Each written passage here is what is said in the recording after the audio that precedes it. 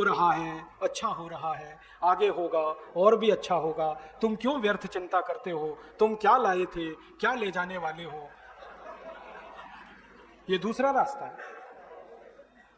हाँ, और इस रास्ते पर हमको भटकाने वाले 10-20 नहीं है, सैकड़ों लोग हैं, रोज आते हैं और माला पकड़ा देते हैं कि राम राम राम राम, राधे राधे राधे राधे, राम राम राम राम, राधे राधे, बस यही करो देश तो ठीक हो जाएगा।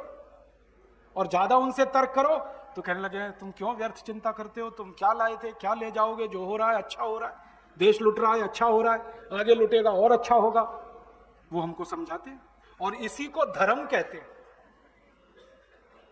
इसी को धर्म कहते हैं। और आजकल धर्म के व्यापार करने वालों की बाढ़ आई हुई है।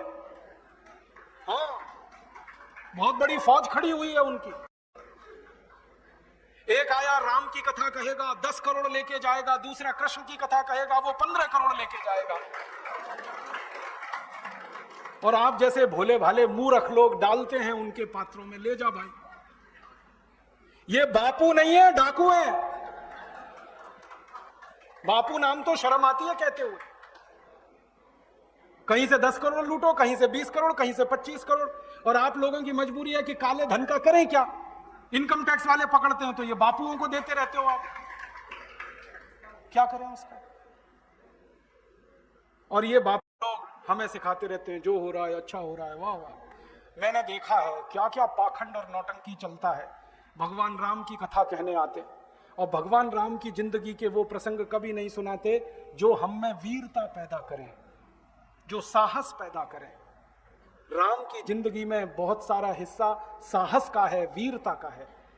जब 14 वर्ष के लिए वनवास चले गए राम, तो हमको सुनाई जाती है राम की जो कथा ना, उसमें कहते हैं राम ने 14 साल एक ही काम किया, हाय सीते हे सीते, हाय सीते हे सीते, हाय सीते, ये सुनाते हैं हमको।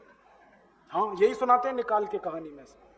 और मैं कहता हूं कि राम को अगर हाय सीते हे सीते हाय सीते यही करना था 14 साल, तो दूसरा विवाह क्यों नहीं कर लिया। सैकड़ों राजा तैयार थे अपनी राजकुमारियों को राम को देने के लिए, वो तो कर लेते दूसरा विवाह। क्योंकि हाय सीते हे सीते, हाय सीते हे सीते, एक स्त्री के लिए अगर वो इतने ही बिलख रहे थे, तड़प रहे थे, दूसरा विवाह कर लेते। तो ये सब चुप हो जाते हैं, फिर बात नहीं करते।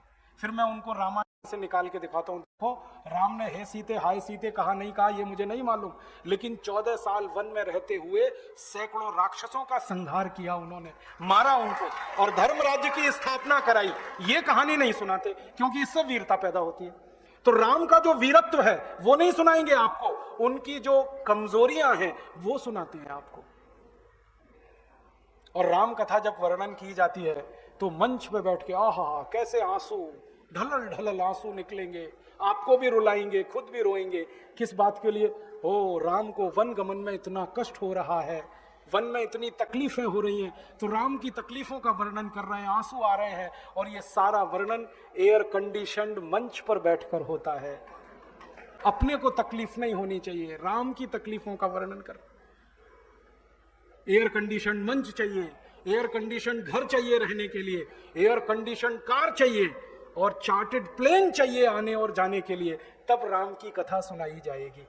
जो राम जिंदगी भर पैदल चलते रहे, जिन्होंने अपना रथ भी छोड़ दिया था अयोध्या से निकलते समय, वो राम ने जिंदगी भर पैदल चल के काम किया और यहां एयर कंडीशन कारों में घूम घूम कर, चार्टर्ड प्लेन में घूम घूम कर राम की कथा सुनाते हैं। वो कथा वथा नहीं है, वो उद्योग है, व्यापार है, बिना टैक्स का। और मुझे बहुत शर्म है ये कहते हुए, समय आने पर प्रमाण से बात करूंगा कि राम कथा कहने वाले ब्लैक मनी को व्हाइट मनी करने के काम में लगे हुए एजेंट हैं और इससे ज्यादा कुछ नहीं। और मुझे इससे भी बड़ी शर्म आती है कहते हुए कि आप जो उनको दे रहे हैं दान के रूप में, वो पैसा ब्याज पर उठा रहे हैं वो दूसरे लोगों को, और आपके दिए हुए पैसे से धंधा बना रहे हैं अपना। फिर ऐसे ही कृष्ण की कथा कहने वाले आ जाते हैं, कहते राधे राधे राधे राधे राधे राधे, और कुछ कहो ही मत, राधे राधे। कंस को मारा, जरासंध को मारा, शिशुपाल को मारा, अधर्मियों को मारा, ये सब थोड़े में, राधे राधे राधे राधे बड़े में। हाँ, क्योंकि आपको कायर बनाना है ना, निर्वीर बनाना है, नपुंसक बनाना है, तो वीरता की कहानी क्यों सुनानी है? तो चुन चुन कर ऐसी कहानियां सुनाते हैं। और मैं आपको बहुत गंभीर बात कह रहा हूं कि ये सारे हमारे देश में जो पाखंडी लोग हैं ना, राम और कृष्ण की कथा कहने वाले, ये सरकारों के साथ मिले हुए हैं, क्योंकि सरकारों ने इनको एक कान में मंत्र फूंका है, तुम लोगों का ध्यान इस तरफ भटकाते रहो ताकि कोई महंगाई के खिलाफ लड़े, गरीबी के खिलाफ न लड़े, बेरोजगारी के खिलाफ न लड़े, अत्याचार के खिलाफ न लड़े, वो डूबा रहे राधे राधे राधे राधे राम राम राम राम बस इसी में। और समझाते रहो तुम क्या लाए थे, तुम क्या ले जाओगे, क्यों व्यर्थ चिंता करते हो, जो हो रहा है अच्छा हो रहा है, आगे होगा और भी अच्छा होगा। एक रास्ता ये है। अब दो रास्ते हैं अपने सामने, एक रास्ता भगत सिंह का, ऊधम सिंह का, चंद्रशेखर का, एक रास्ता हमारे ये धर्म गुरुओं का, पाखंडियों का, जो राम की कथा कृष्ण की कथा। मुझे बहुत ऑफर आए हैं, मैं आपको दिल का दर्द बता रहा हूं, सच में कह रहा हूं, आपसे नाम नहीं लेता। मुझे ऑफर आए कि तुम कहां बेकार भटक रहे हो, मेरे साथ आ जाओ। मैंने कहा बापूजी क्या होगा उसमें? तो कहने लगे जितना मिलता है वो डबल हो जाएगा। मैं बोल रहा कैसे? तो उन्होंने कहा तुम्हारी वाणी में बहुत जोर है और मेरे पास लोगों की भीड़ इकट्ठा करने का, मजमा लगाने का तरीका है। मैं ऐसा डमरू बजाता हूं कि सब इकट्ठे होते हैं, और तुम्हारी वाणी में जोर बहुत है, मिलके लूटेंगे, थोड़ा तुम्हारा थोड़ा मेरा। ऐसे खुले ऑफर है मेरे पास। और मैं कहता हूं बापूजी माफ करो। क्यों? कहते तुम्हें पैसे नहीं चाहिए। मैंने कहा पैसे ही चाहिए होते तो बहुत रास्ते हैं मेरे पास, यही एक बचा है। पैसे ही कमाने हैं तो बहुत रास्ते हैं, ये एक रास्ता थोड़ी है। बहुत तरीके हैं, पैसे कमा लूं, घर बना लूं, बीवी बच्चे ले आऊं, करोड़पति हो जाऊं, 10 करोड़पति हो जाऊं, 100 करोड़पति हो जाऊं। बहुत आसान काम है ये तो। थोड़ी चालाकी हो तो सैकड़ों करोड़ बनाना बिल्कुल मुश्किल नहीं है इस देश में।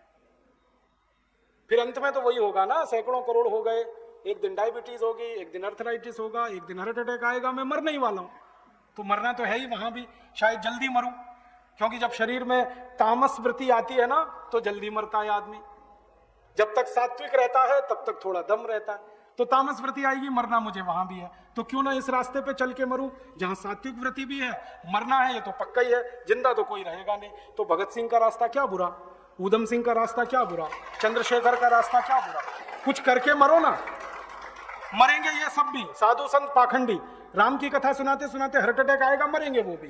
डायबिटीज सबको हो रखी है, मैंने देखा है नजदीक से जाके, सब इंसुलिन लगाते हैं, खाते हैं गोलियां, अपनी डायबिटीज नहीं मिटा पाते, दूसरों को उपदेश देते फिरते। ब्लड प्रेशर सबको बढ़ा हुआ है, क्योंकि ये जो काला धन है ना, इसका हिसाब किताब करने में बीपी ही बढ़ने वाला है। सब बीपी की गोलियां खाते हैं, सब डायबिटीज के लिए शिकार है, तो दूसरों को उपदेश देंगे तो मैं भी लग जाऊं, वो एक रास्ता है। एक रास्ता भगत सिंह, ऊधम सिंह, चंद्रशेखर का भी है। मौत तो दोनों में ही आने वाली है, बस अंतर इतना है, एक मौत ऐसी आएगी जिसको देश और समाज जिंदगी भर याद रखेगा, और एक मौत ऐसी आएगी कोई पूछेगा नहीं।